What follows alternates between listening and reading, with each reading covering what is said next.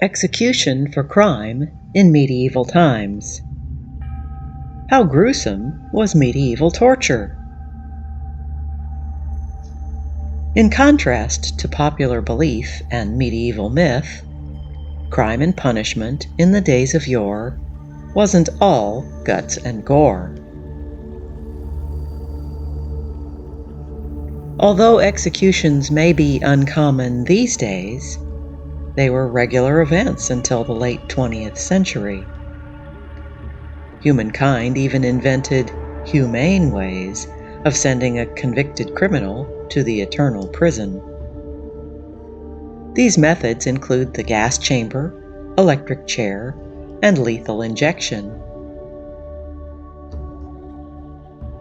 Culprits from medieval times were escorted off this earthly soil by more macabre methods, none of which could be considered morally acceptable by today's standards.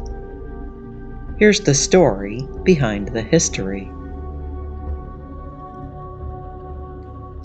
Common criminals weren't drawn and quartered for petty insults, nor were they sentenced for their transgressions by mob justice without the benefit of a formal inquiry.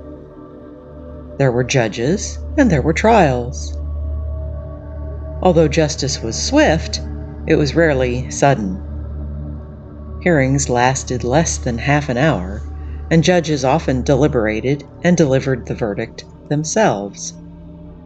In today's system, prison terms are handed out like traffic tickets, but offenders in medieval times were subjected to a 3 strikes policy.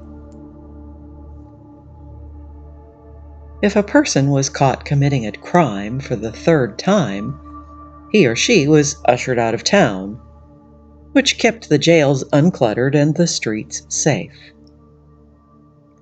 The malcontent was sent elsewhere to transgress in a new location. Banishment, not beheading, was the rule of the day.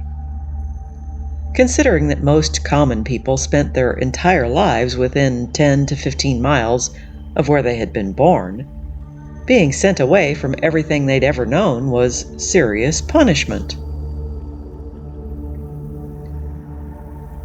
Significant offenses, such as murder and arson, were treated seriously, often resulting in capital punishment.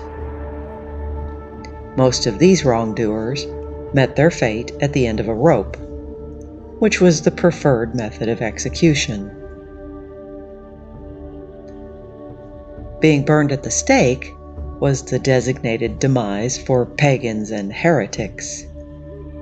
It was a common punishment in the earlier years of the Protestant Reformation, and the definition of a heretic changed depending on who was in power. In England, Henry VIII split from the Catholic Church, but he still burned Protestants, such as Anne Askew. His son, Edward VI, was a devout Protestant, however. Being Catholic during his reign could lead one to the stake. This alternating Catholic-Protestant persecution switched once more after Mary I was crowned, and then back again with Elizabeth I.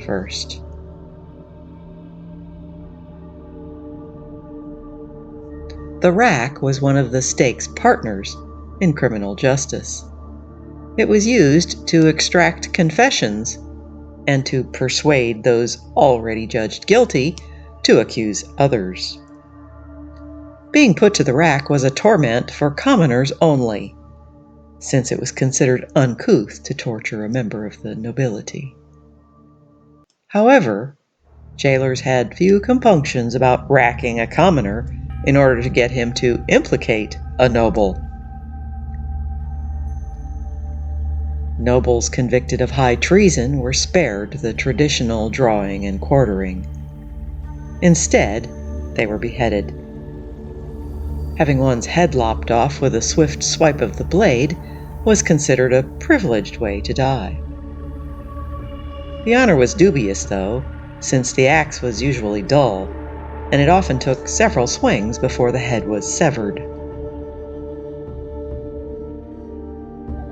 The crime of treason was considered the most momentous transgression of its day. People found guilty of disloyalty to their monarch, spouse, or country were often hanged, drawn, and quartered, not necessarily in that order, in a trilogy of torture techniques that went on until the 1800s.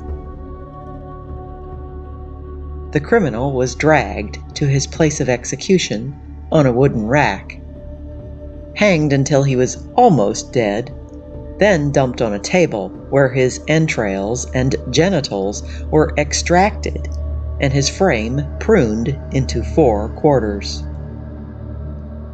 Only men were subjected to such sectioning.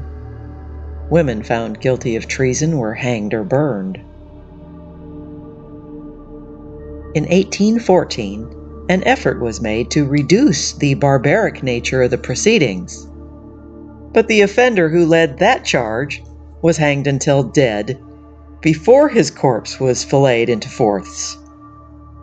He got off easy. At least he wasn't breathing when he was butchered.